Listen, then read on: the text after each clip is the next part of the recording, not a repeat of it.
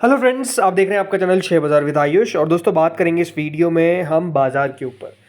दोस्तों कल के दिन भी बाजार में लाल निशान में हमको क्लोजिंग देखने को मिली। पिछले हफ्ते दोस्तों बाजार मतलब जो अभी बीता हुआ हफ्ता है ऑलमोस्ट 2.35% हमको नीचे जाते हुए दिखे। करीबन कल का जो लो था वो 23,484 का था, यानी 23,500 के नीचे दोस्तों निफ्टी चला गया था। लेकिन ओवरऑल कह सकते हैं कि मार्केट्स 23,500 के लेवल को एटलीस्ट रिस्पेक्ट करते हुए नजर आए और ओवरऑल 23,500 के ऊपर बंद हुए। नो डाउट जो दिन का ओपन था 23,542 का, उससे तो बाजार नीचे ही बंद हुए।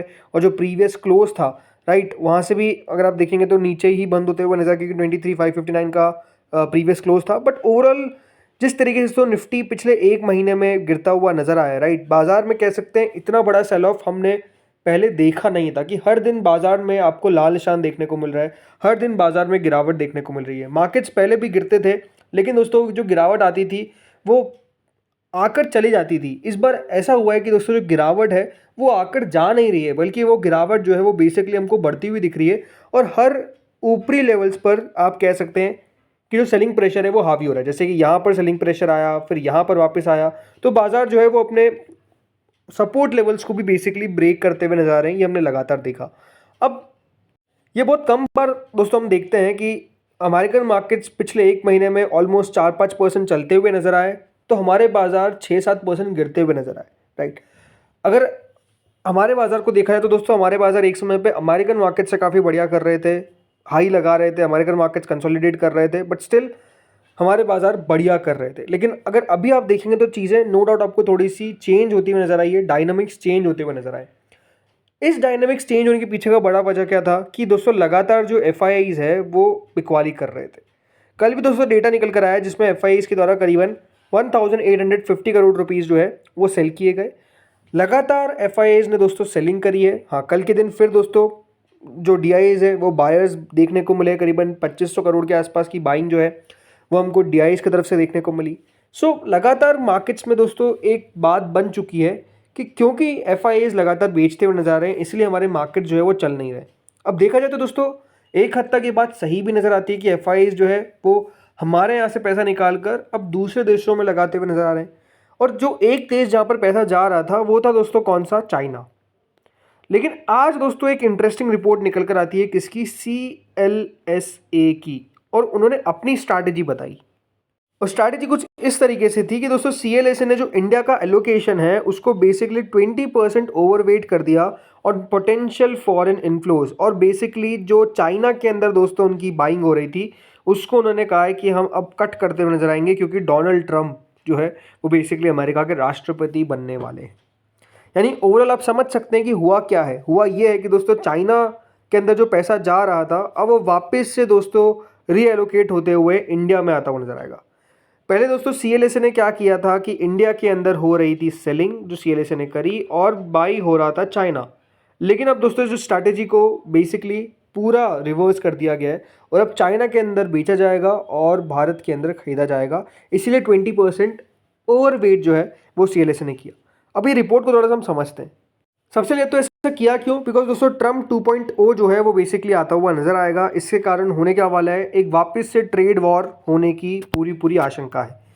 और इससे दोस्तों ट्रेड वॉर अगर होता हुआ नजर आएगा चाइना के साथ, तो फिर से चाइना की ग्रोथ के ऊपर एक आप कह सकते हैं असर डालता हुआ नजर आएगा। और वो असर क्या होगा, नेगेटिव। टैरिफ्स बढ़ाते हुए नजर आ सकते हैं दोस्तों। डोनाल्ड ट्रंप उन्होंने पहले भी काफ़ी बार ये कहा है कि वो टैरिफ्स बढ़ाएंगे चाइना के ऊपर। इसीलिए दोस्तों जो डिसीजन है वो CLSA ने लिया कि वो एलोकेशन को रिवर्स करेंगे फ्रॉम जो पहले किया था इंडिया टू चाइना, अब आएगा चाइना टू इंडिया। देखिए सितंबर के मंथ के अंदर अगर देखा जाए तो एफ ने ऑलरेडी कितना बेचा था, मतलब सितंबर के बाद 1,14,000 करोड़ दोस्तों अक्टूबर में बेचा गया है, और अभी नवंबर की शुरुआत तक ऑलमोस्ट 29,533 करोड़ ऑलरेडी बेच दिया गया है राइट। तो एफ की सेलिंग हैवी देखने को मिली है, एफ लगातार बेचते हुए नजर आ रहे हैं।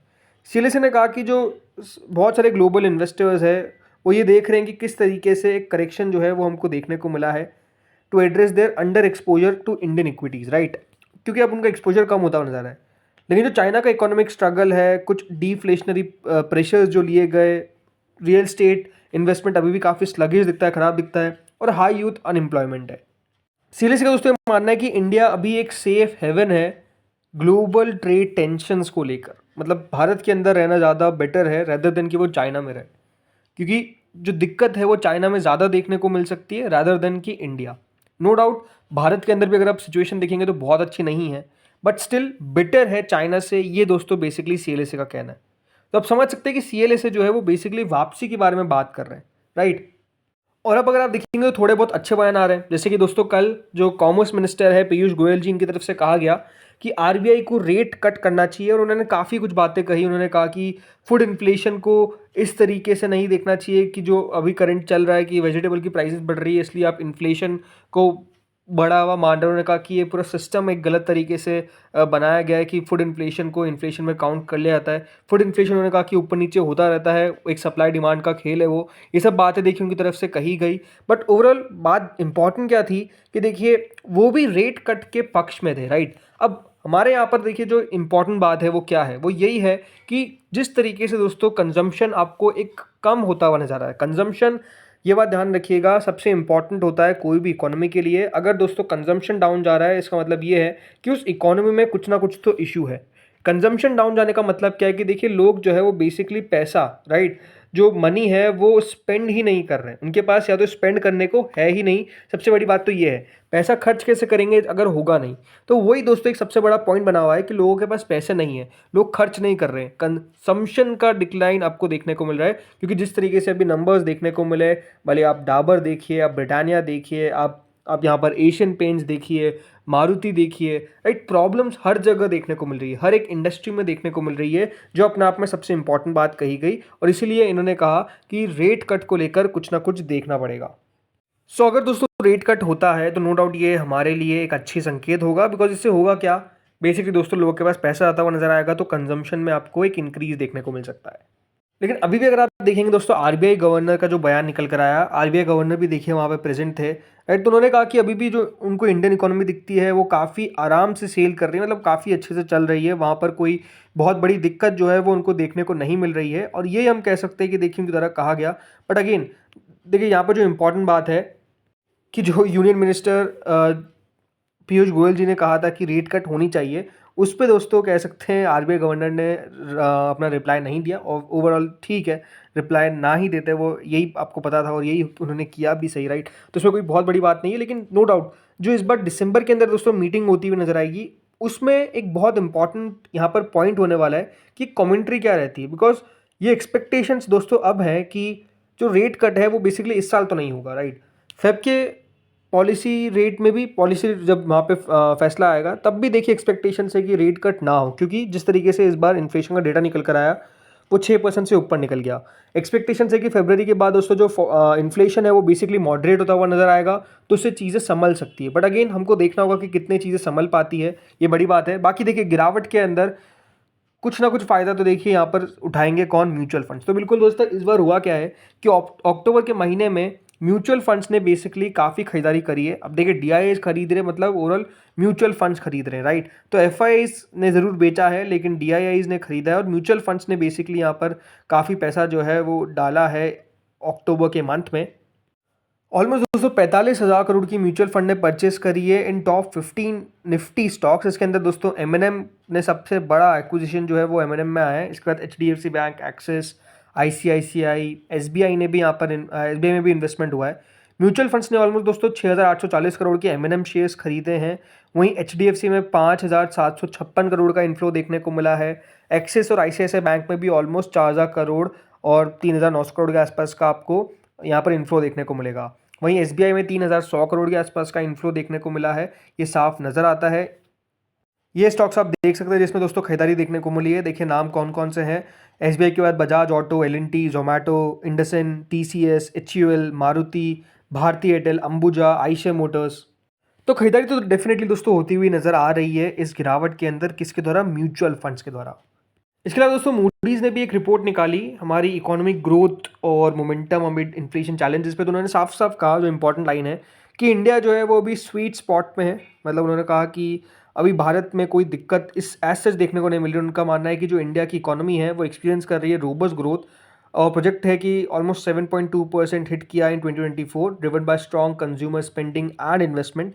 बट ओवरऑल ये बात सही है कि दोस्तों 2025 के अंदर 7% से ज़्यादा की जीडीपी नहीं देखते हैं, वो 6.6% की जीडीपी देखते हैं और फिर 6.5% की जीडीपी 2026 के अंदर आपको देखने को मिलेगी। तो इस प्रकार की बात ज़रूर कही गई है कि इन्फ्लेशन के कारण एक थोड़ा सा असर तो पड़ता हुआ नजर आएगा दोस्तों 2025 की जीडीपी में और 2026 की जीडीपी में, क्योंकि 7% का आंकड़ा नहीं छू पाएगी, ये बेसिकली बात कही गई है। बट ओवरऑल अभी भी स्वीट स्पॉट में इनको लगती है हमारी इकोनॉमी। लेकिन अब इंपॉर्टेंट बात क्या है कि क्या दोस्तों मार्केट्स के अंदर आपको एक फिर से कमबैक देखने को मिलेगा। देखिए बाजार हर दिन नहीं गिर सकते हैं, एफआईआईज हर समय नहीं बेच सकते हैं। ओवरऑल देखिए हमारा इमर्जिंग मार्केट है, एफआईआईज आपको आते हुए नजर आएंगे।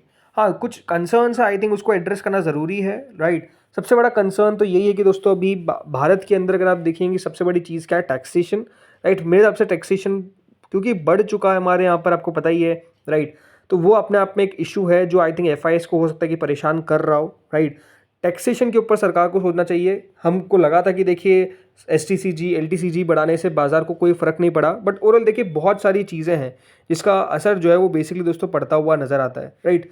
रुपया गिरता हुआ नजर आ रहा है, ये भी अपने आप में एक नेगेटिव बात है, राइट। आज दोस्तों फॉरेक्स का डेटा निकल कर आया है जिसमें ऑलमोस्ट फॉरेक्स का डेटा ये दिखाता है कि जो इंडिया का फॉरेक्स रिजर्व है वो ऑलमोस्ट 6th वीक डिक्लाइन करता हुआ नजर आया है और 3 महीने के लोएस्ट पॉइंट पर आ चुका है, राइट। तो गिरावट आपको हर जगह देखने को मिल रही है, करेंसी हमारी थोड़ी सी ज़्यादा डिप्रिशिएट हो रही है, राइट। तो उसके ऊपर भी आई थिंक फोकस करने वाली बात है, क्योंकि ये बात हमेशा ध्यान रखिए, एफआईआईज अगर पैसा डालते हैं तो वो डॉलर को पहले तो रुपये में कन्वर्ट करके डालते हैं, फिर रुपये को दोस्तों वापस से डॉलर में लेट से कन्वर्ट करते हैं। तो नो डाउट दोस्तों जो डिप्रीसिएशन होता है उसका भी उनको असर पड़ता है, बिकॉज अगर डिप्रीसिएट होता जाएगा हमारा करेंसी तो उनको नुकसान होता हुआ नजर आएगा उसका भी। तो आई थिंक वो पॉइंट भी सब चीज़ें देखी जाती है। तो आई थिंक उन सब चीज़ों को देखना ज़रूरी है कि हाँ किस तरीके से टैक्सेशन के ऊपर बात हो, लॉन्ग टर्म के, शॉर्ट टर्म के, राइट। सरकार ने अच्छी कमाई करी अभी एसटीसीजी से, ये निकल कर आया है। तो आई थिंक वही बात है, बट लेट्स सी होता क्या है।